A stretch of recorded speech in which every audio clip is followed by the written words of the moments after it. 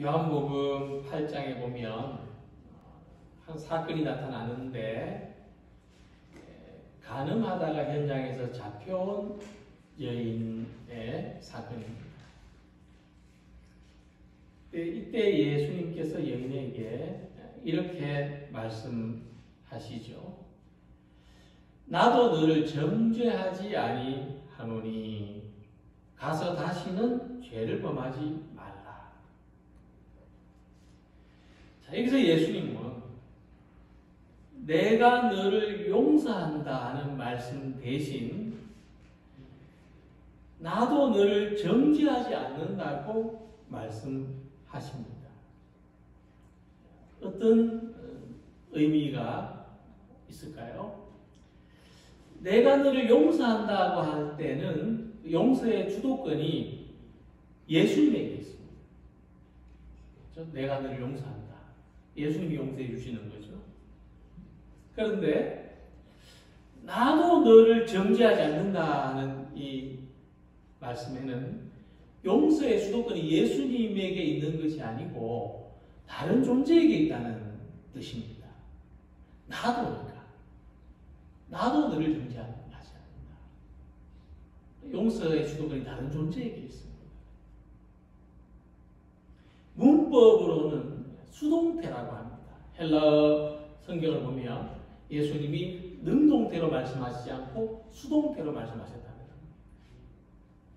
내가 능동적으로 너를 용서한다고 하는 게 아니고 내가 수동적으로 저기서 너를 용서하셨으니까 나도 너를 용서할 수밖에 없다. 그런 말씀이죠. 자, 말씀드린 것처럼 자, 예수님은 왜 이렇게 말씀하셨을까? 내가 너를 용서한다가 아니고 나도 너를 용서한다고 하셨을까?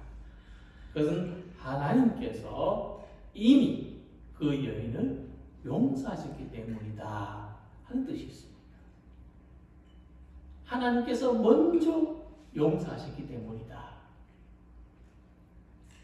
자, 이 말씀에서 예수님의 용서에 관한 말씀은 대단히 충격적인 가르침입니다. 먼저 이 여인이 저지른 죄는 사소한 잘못이 아니죠. 당시 사회에서 지금도 엄격한 그런 종교적인 법률이 지배하는 사회에서는 용서받을 수 없는 무거운 죄입니다. 그에 따른 형벌은 죽을 때까지 돌팔매질을 하는 겁니다. 죽을 때까지 돌을 던지는 거예요. 근데 심지어 여인은 잘못했다고 엎드려서 빌지도 않았습니다. 그럼에도 불구하고 예수님은 뭐라고 말씀하십니까? 이 여인이 하나님으로부터 용서받았다. 따라서 우리들도 용서하지 않을 수 없다. 하고 말씀하십니다. 여기서 알 수 있는 사실이 있는데 용서는 우리의 의지로 하는 것이 아닙니다. 사실 우리의 의지로 할 수 없죠. 용서는 하나님의 선하신 뜻을 따르는 신앙적인 응답이라고 하는 것입니다. 하나님이 그걸 하시기 때문에 우리가 따르는 것입니다. 그래서 용서를 하는 것은 하나님의 뜻대로 따르는 것이지만 용서를 하지 않는 것은 하나님의 뜻에 거역하는 일이 되는 것입니다. 자, 그렇다면 하나님께서는 왜 우리들에게 무조건적인 용서를 가르쳐 주시는가 하는 질문에 답을 생각해 봐야 하겠습니다. 왜 하나님은 무조건적으로 용서하시는가? 문학가 해밍웨이의 단편 중에 이런 이야기가 있습니다. 어느 아들이 있었는데 아버지하고 이 갈등이 끊임이 없었어요. 정말 성경에 나오는 그런 좀 방탕하고 불량한 아들이었어요. 이 아들이 급기야 집을 나갔습니다. 아들이 오랜 시간이 지나 돌아오지 않아요. 죽었는지 살았는지 모릅니다. 그래서 아버지는 이 아들을 찾아서 그만 화해하기로 다짐을 합니다. 근데 찾을 길이 없어요. 아들하고 화해를 하고 싶은데. 그래가지고 일간지 신문에 광고를 냅니다. 아주 크게 광고를 냈습니다. 사랑하는 파코에게.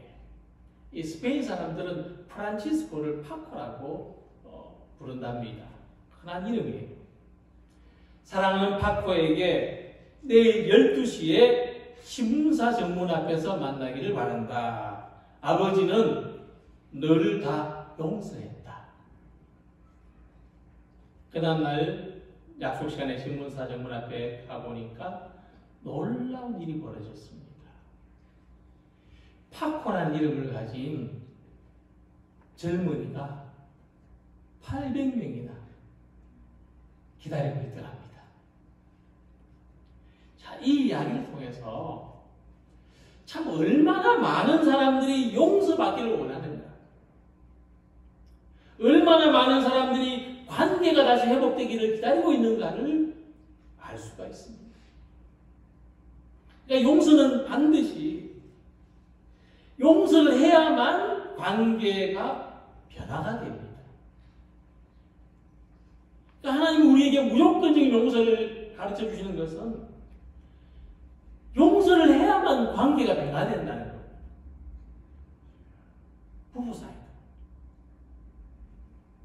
부자 관계다, 친구 사이다. 용서를 해야 관계가 변화됩니다. 그래서 하나님은 우리를 용서하셨기 때문에 하나님과 우리 사이의 관계가 변화가 된 거죠. 우리가 하나님의 자녀가 됐고 하나님을 아버지라고 부를 수 있는 겁니다. 그러므로 우리는 하나님께서 나의 모든 약함과 잘못을 용서하셨다. 또한 다른 사람들에게도 그리하셨다는 사실을 믿고 받아들여야 하는 것입니다. 예수님께서는 우리가 우리에게 죄 지은 사하여 준 것 같이 우리 죄를 사하여 주시옵고 하는 말씀을 통해서 우리가 지은 모든 잘못에 대해서 하나님께 용서를 구하는 기도를 가르치셨습니다. 용서를 구하는 기도를 가르치신 거죠. 그런데 우리가 하나님의 용서를 구하는 데는 전제가 있습니다. 우리가 우리에게 죄 지은 자를 용서하는 것이 전제입니다. 이게 전제가 돼야 돼요. 내가 내게 죄 지은 사람을 용서하지 않고 하나님 나 좀 용서해 주세요. 이게 안 된단 말입니다.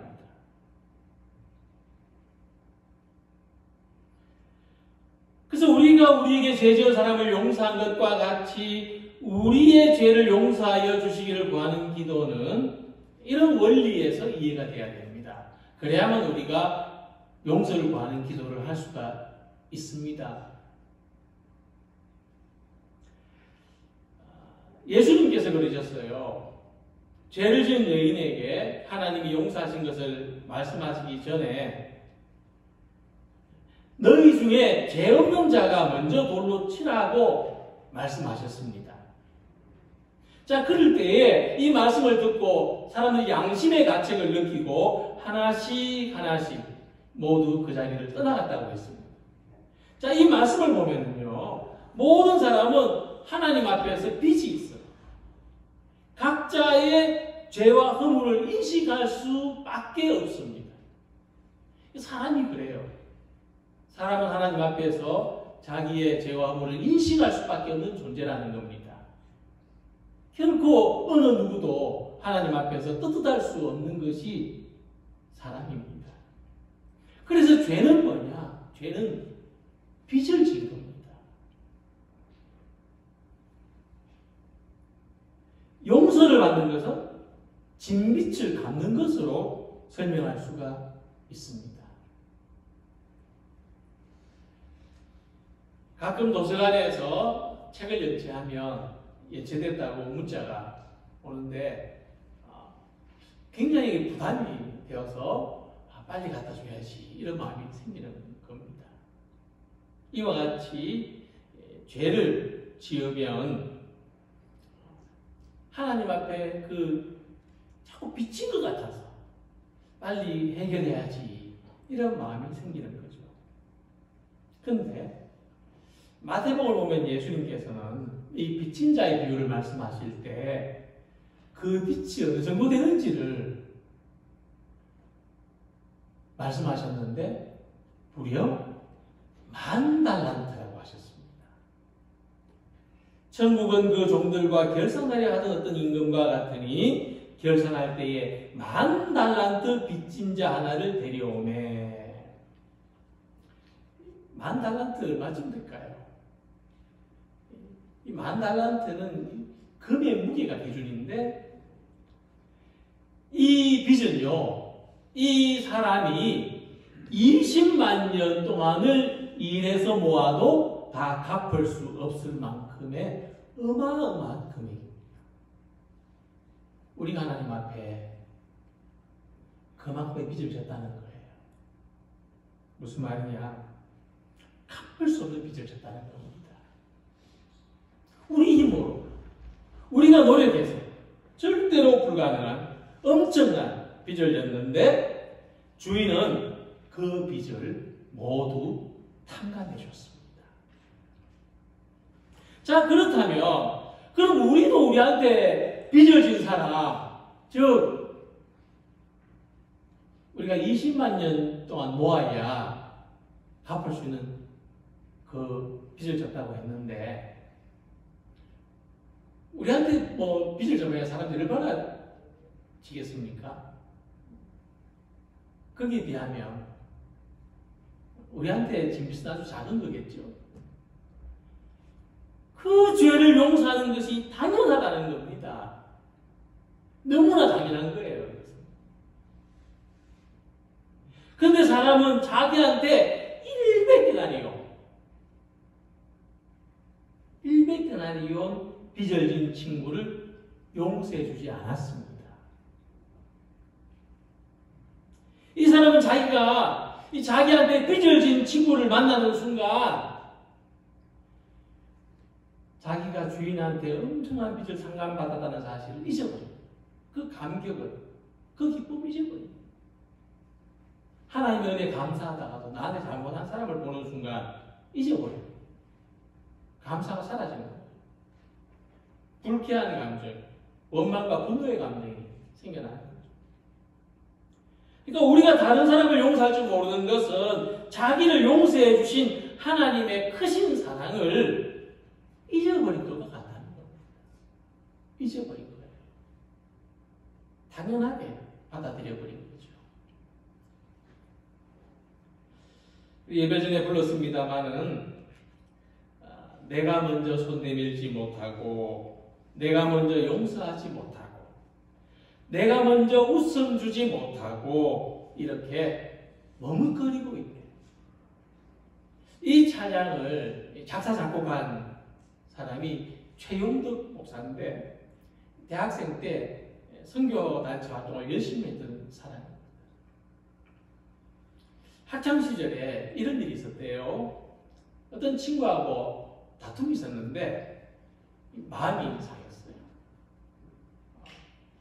그리고 며칠을 지내게 됐습니다. 근데 계속 이제 한 번 보고 안 볼 사이 같으면 몰라도 계속 이런저런 이제 만남이 있었으니까 마음이 안 편한 거죠. 그런데도 여전히 망설이고 주저했습니다. 근데 어느 날 그 친구가 먼저 와서 화해하자고 했어요. 그 친구가 먼저 찾아왔어요. 그럼 예수님 믿는 사람도 아니었는데 그때 이분이 자기를 본 거죠. 참 내가 하나님의 크신 사랑을 받았으면서도 내가 때로는 믿는 사람보다도 더 속이 좁구나. 내가 믿는 사람보다, 믿지 않는 사람보다도 더 속이 좁구나. 내가 부끄럽구나. 이런 모습을 고백하면서 이 찬양을 그때 만든 것이라고 합니다. 그래서 우리가 하나님의 사랑이 얼마나 큰지를 알게 해주는 것이 용서입니다. 사도 바울은 말씀하기를 우리가 아직 죄인 되었을 때에 그리스도께서 우리를 위하여 죽으심으로 하나님께서 우리에게 대한 자기의 사랑을 확정하셨느니라고 했습니다. 예수님의 십자가는 하나님께서 우리의 잘못을 용서하시고 우리를 사랑하신다는 것을 확증해 주신 사건입니다. 확증이라고 했습니다. 변명하거나 핑계할 수 없는 증거라는 뜻이죠. 그래서 예수님은 하나님에 대해서 말씀하실 때에 하나님은 우리를 용서하시는 분이라고 일관되게 가르쳐 주셨습니다. 예수님 말씀 중에서 하나님 우리를 심판하시는 분이라고 하실 때에도 하나님의 무서운 심판 앞에는 언제나 용서가 전제되어 있습니다. 이 용서한다는 말은 영어로 forgive라고 하는데 누군가를 위하여라는 단어하고 준다 하는 단어가 합쳐진 말입니다. 그러니까 그대로 해석하면 누구에게 뭘 주는 게 용서예요. 누구에게 무엇인가를 주는 게 용서입니다. 선물입니다. 용서는 선물이에요. 하나님이 나한테 선물하신 거예요. 우리도 다른 사람한테 선물하듯이 주는 것이 용서입니다. 그리고 이 용서는 내가 나한테 주는 선물이 될 수도 있어요. 내가 나한테도 이 용서의 선물을 줄 수 있습니다. 그래서 이 나눌수록 풍성해지는 용서의 선물을 세상에 널리 전하는 우리가 되시기를 소망합니다. 두 번째로 예수님은 우리가 모든 시험과 악으로부터 구원받기를 희망하는 기도를 가르쳐 주셨습니다. 우리를 시험에 들게 하지 마시옵고 다만 악에서 구하시옵소서. 이 시험에 든다는 것은 악한 유혹을 받는 것을 의미합니다. 근데 야고보는 말씀하기를 내 형제들아 너희가 여러 가지 시험을 당하거든 이라고 했습니다. 시험은 여러 가지 많은 종류가 있다는 거죠. 예수님께서 광야에서 금식하시며 기도하실 때도 3번이나 사탄의 유혹을 받으셨는데 각각 달랐죠. 먼저는 이 돌로 떡을 만들어 보라는 유혹이었고, 두 번째는 성전 꼭대기에서 튀어내려 보라는 유혹이었고, 세 번째는 나에게 한 번만 엎드려 절하면 천하 만국의 영광을 주겠다는 유혹이었습니다. 지금 우리한테 이렇게 유혹했으면 한번 넘어가 줬을지도 모르겠습니다. 조건이 너무 좋잖아요. 그렇지 않습니까? 2019년에 우리나라 청소년들한테 이런 설문조사를 했습니다. 10억을 준다면 죄를 짓고 감옥에 들어가도 괜찮은가? 놀랍게도요, 절반에 가까운 아이들이 그럴 수 있다고 했어요. 10억이 생긴다면 죄 짓고 감옥 갈 수 있다. 그러니까 돈이 목적이 되는 사회. 수단과 방법이 필요 없어요. 돈만 생긴다면. 이런 세상의 모습을 보여주는 슬픈 현실입니다. 그리고 돈을 많이 준다면 감옥에도 갈 수 있다는 사실은 참 우리가 이 물질의 유혹에, 특히 물질의 유혹에 취약하다는 것을 말해주고 있습니다. 이렇게 우리를 물질로 또 쾌락, 명예나 권력으로 수도 없이 유혹하는 그 배후에 누가 있느냐? 악이라는 실체가 있다는 겁니다. 그래서 예수님은 그분이 사탄의 유혹을 이기신 것처럼 우리도 유혹과 악에서부터 구원받기를 기도하라고 가르치셨습니다. 왜냐하면 나의 힘으로는, 스스로의 힘으로는 이 사단의 유혹과 악의 소용돌이에서 절대로 벗어날 수 없기 때문에 구원은 밖에서 누군가 밧줄을 던져줘야 하기 때문에 말씀입니다. 카지노라고 하죠. 도박장에 가면은 없는 것이 세 가지 있답니다. 뭐가 없을까요? 그것은 시계와 거울과 창문이라고 합니다. 왜 도박장에 이 세 가지가 없느냐? 의도적으로 갖다 놓지 않은 거죠. 그리고 그것에는 공통점이 있는데 사람들이 도박에만 집중하게 하여 다른 데 신경을 못 쓰게 하여 이런 것을 구비해 놓지 않았다고 합니다. 시계가 있으면은 시간의 흐름을 알 수가 있어요. 그리고 지금 자야 될 시간인데 내가 지금 무엇을 하고 있는가 경각심도 가질 수 있기 때문에 시계가 없는 거죠. 그럼 더 오랜 시간을 도박장에 머물러 있게 되는 겁니다. 거울이 없는 것은 자기 모습을 볼 수 없도록 하기 위한 것인데 사람이 스스로를 되돌아보고 지금 하고 있는 행동을 반성할 수 없도록 만드는 겁니다. 그리고 창문이 없으면 바깥 풍경을 볼 수 없습니다. 사람이 바깥 세계를 바라보면 나가고 싶은 마음이 생기기 때문에 바깥 세상과 완전히 차단시켜서 아예 빠져나갈 생각조차 못하도록 만드는 겁니다.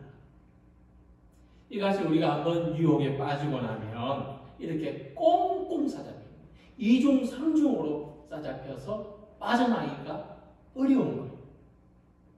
그래서 우리가 유혹과 악으로부터 벗어나려면 거꾸로 시계와 거울과 창문을 찾아야 합니다. 그럼 하나님의 말씀은 시계와 같이, 하나님의 말씀은 때가 되면 정확한 시간을 알려주는 시계와 같이 우리의 행위와 삶에 정확한 가르침을 줍니다. 그래서 우리가 하나님의 말씀으로 인도함을 받을 때 나를 유혹하는 모든 상황에 대해서 경각심을 가지고 진리를 따라 갈 수가 있습니다. 두 번째, 기도는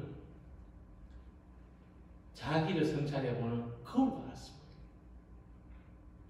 우리는 이 기도의 거울을 통해서 자기 모습에 잘못됨이 없는지 항상 되돌아봐요. 물론 우리가 뭘 필요해서 기도하기도 하지만 자기 모습을 돌아보기 위해서도 기도해야 됩니다. 그리고 셋째, 예수님은 우리들의 바깥에서 구원의 길을 열어주시는 창문과 같습니다. 이 안과 창밖은 완전히 다른 세상인 것처럼 예수님의 삶과 가르침은 완전히 다른 세상이죠. 우리가 예수님을 바라볼 때 유혹과 악으로부터 구원의 길을 발견할 수가 있습니다. 그래서 하나님의 말씀과 기도와 예수 그리스도를 바라보는 믿음으로 유혹을 물리치고 악으로부터 구원받는 성도들이 되시기를 기원합니다.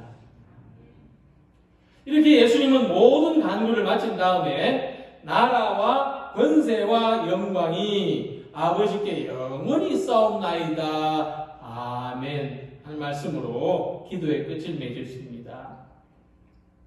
이 기도문을 주기도문의 송령이라고 합니다. 송령. 전송한다, 환영한다는 의미가 요약된 단어입니다. 그래서 보통 예배에 처음 부르는 찬송과 이 마지막 부르는 찬송을 송령이라고 합니다. 여기서 우리가 알 수 있는 것은 기도에는 두 가지 중요한 요소가 있다는 거죠. 먼저는 우리가 원하는 것을 하나님께 보내는 요소가 있습니다. 전송하는, 하나님께 전송하는 겁니다. 그리고 또 한 가지 요소는 하나님께서 원하시는 것을 우리가 받아들이는 거죠. 우리가 받는, 꼭 문자 주고받는 것과 같습니다. 보내고 받고. 그런 요소가 기도죠. 근데 이제 예수님이 가르치신 기도에서 이 송년 부분은 마치 우리가 어떤 물건을 구입했을 때 같이 받는 보증사하고 같습니다. 무엇을 보증하는 거냐면 우리가 하는 기도가 하나님께 틀림없이 전달되었다. 그걸 보증하는 거예요. 그리고 우리가 또 하나님의 뜻을 분명하게 하나님의 뜻이 우리에게 전해졌다. 그것을 보증하는 겁니다. 이 간구는 우리의 뜻은 하나님께 분명히 전달되었고 뜻이 전달되었고 하나님의 뜻을 우리가 분명히 받아들였다. 그것을 보증하는 겁니다. 이 보증서가 있어가지고 좋은 점이 있죠. 보증서가 있으면 애프터 서비스를 받을 수가 있어요. 우리의 기도에도 애프터 서비스가 필요합니다. 무슨 뜻이냐면 예수님께서 겟세마네 동산에서 기도하실 때 이렇게 기도하셨죠. 할 수 있거든 이 잔이 내게서 지나가게 하옵소서. 그리고 또 다음에 이렇게 기도하셨습니다. 이 잔이 내게서 지나갈 수 없거든 아버지의 원대로 되기를 원하나이다. 다른 기도죠. 내용이 다른 기도죠. 이것이 기도의 애프터 서비스입니다. 우리도 그렇게 기도하지 않습니까? 우리도 어떤 사람이 그런 고백을 했죠. 내가 젊었을 때는 이 세상이 바뀌기를 기도했고 그다음 좀 더 나이가 들었을 때는 최소한 내 주변의 사람이라도 바뀌기를 기도했는데 이제 내가 나이가 들어서는 내가 바뀌어야 되겠구나 하고 기도한다. 이 기도의 애프터 서비스입니다. 우리가 하나님을 향해서 하는 기도는 언제나 다시 새롭게 기도할 수 있어요. 조금 전에 기도하고 눈을 떴는데 다시 아닙니다 하나님, 아닙니다 하나님, 제 뜻대로 하시고 아버지 뜻대로 되기를 원합니다. 이렇게 기도할 수 있는 거예요. 그래서 내가 간구한 모든 것이 아버지 뜻대로 고쳐지기를 원합니다 하는 이 애프터 서비스의 기도가 나라와 권세와 영광이 아버지께 있습니다 하는 고백입니다. 그래서 이 성령의 중요한 부분이 있는데 우리가 지금 가진 번역 성경에 생략이 됐지만 하지만 그 뜻은 그대로 문장에 남아 있습니다. 단어는 지금 성경에 없어요. 뜻은 그대로 살아 있습니다. 그게 뭐냐면은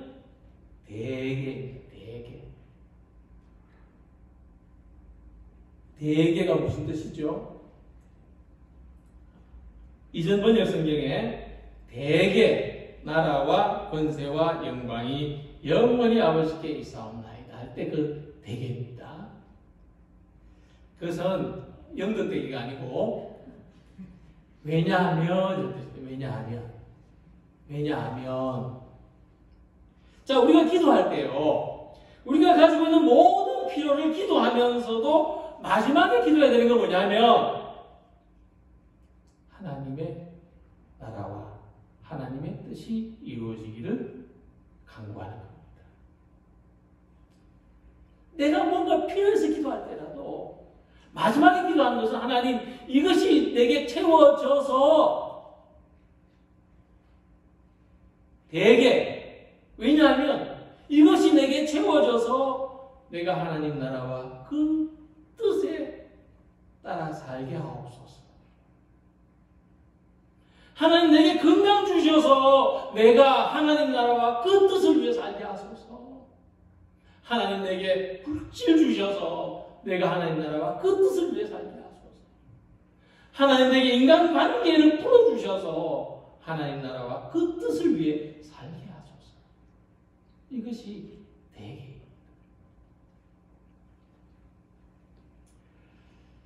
그래서 우리가 왜 기도합니까? 우리가 왜 기도하냐 하는 것은 내 힘으로 못하기 때문에 기도하는 거죠. 내 능력으로 할 수 없기 때문에 기도하는 거 아니겠습니까? 그게 쉬운 것 같아도 살아보니까 내 힘과 내 능력으로는 정말 할 수 없는 게 너무나 많은 거죠. 안 되는 게 너무나 많은 거죠.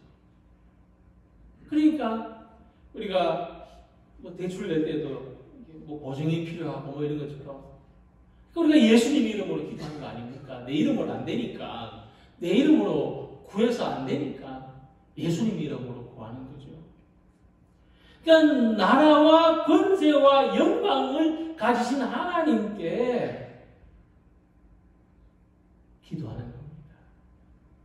왜냐하면 하나님이 나라와 권세와 영광을 가지고 계시니까. 하나님, 내가 그래서 기도하는 거예요. 그래서 기도하는 겁니다. 그래서 나라와 권세와 영광은 예수님께서 우리에게 가르쳐 주신 모든 기도의 약속이고 소망이 되는 줄로 믿으시기 바랍니다. 오늘도 이 주님이 가르쳐 주신 기도에 의지해서 우리가 구할 것은 구하고 또 받아들일 것은 받아들이고 결국에는 하나님 모든 것이 나라와 권세와 영광을 가지신 하나님의 뜻대로 되기를 구합니다 하고 담대히 기도하는 성도들이 되시기를 주님의 이름으로 축원합니다. 기도드리겠습니다.